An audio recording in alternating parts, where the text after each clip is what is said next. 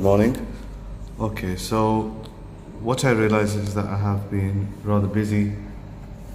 Got my tie on though. Been rather busy for the last few days, and it's just kicking in. It's just taking toll. I've still got things going on as we speak. My laptop's loading up, etc. Um, yeah, I'm getting into the swing of things now, and it is getting easier, better. Still draining, but at the same time, it's one of those things where I feel like I'm back, like I said, back into the swing. In the realization of why I still do this job, although there's been times throughout my career, especially in the early few months, where I thought that's it, it's not for me, and until now, there's times I still feel like that, but it's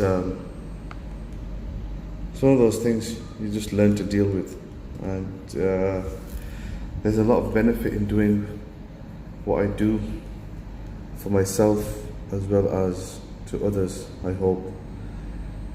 So yeah, just a bit of a reflection there. You know what? I've been teaching a topic for the last 5 years, and I just learned another way of doing it right now. That's amazing.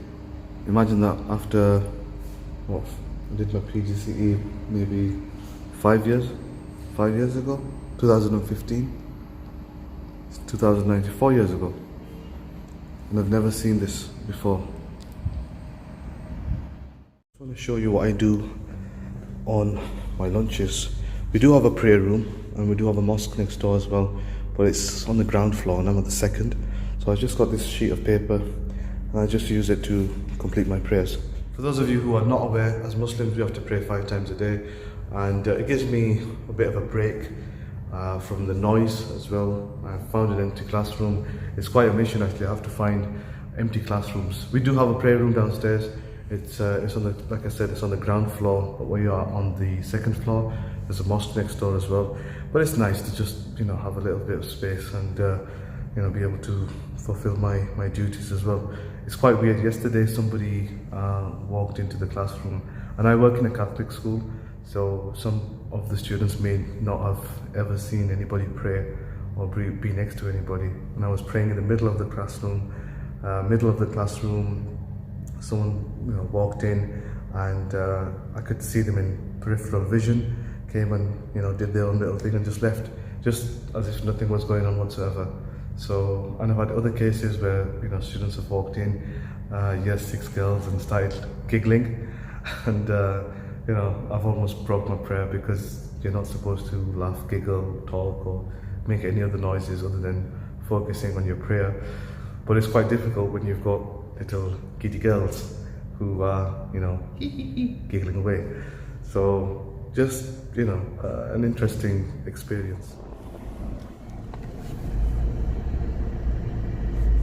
Just started the car up because every time I come it's boiling, like burning hot. So I finished for the day. I just thought I'd get in and start the car up and then go sign out in a short while, rather than just sitting inside waiting for the time to finish. So something that happened today, I just thought I'd mention whilst I'm waiting for the car park to clear of parents and children, is basically we're teaching something in year 8, and this girl, I know she struggles quite a bit, to be honest with you, in maths, but she I think today she was just lost, and she was at that point where she just felt like it's getting too much. She came up to me, showed me the work, and I could see that she didn't have a clue what was going on. But the sad thing is she just started crying. She's there, started crying and getting really emotional. And I just said to her, I said, look, why are you crying? And don't worry about it. I said, look, you're here to learn. I'm not expecting you to get everything right the first time. So I had to comfort her and just make sure she was okay. And I just gave her examples and said, look, adults even won't know how to do this. People that I know myself that just don't know how to finish this and don't know how to do it. So there's no need for you to cry and get all upset about it. So don't pressure your kids. if you're a parent watching this, don't pressure your kids. Support them, because the worst thing is feeling like you've got nowhere to turn to, because that's what happens. You break down and crumble, and that's what happened to her. So I've had to think about how I set my tasks and how I differentiate.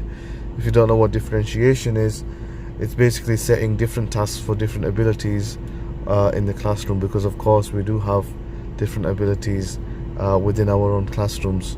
Nobody's working at the same rate, and not everybody's capable of doing the same thing in terms of the time given, and also in terms of the difficulty as well. So we just have to bear that in mind.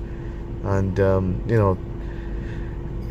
you just need to help each other, not to compare each other in a negative light, to say that I need to catch up to the quickest, the person who finishes the quickest or whatever. No, do it at your own pace. Just do it at your own pace. It's your learning at the end of the day.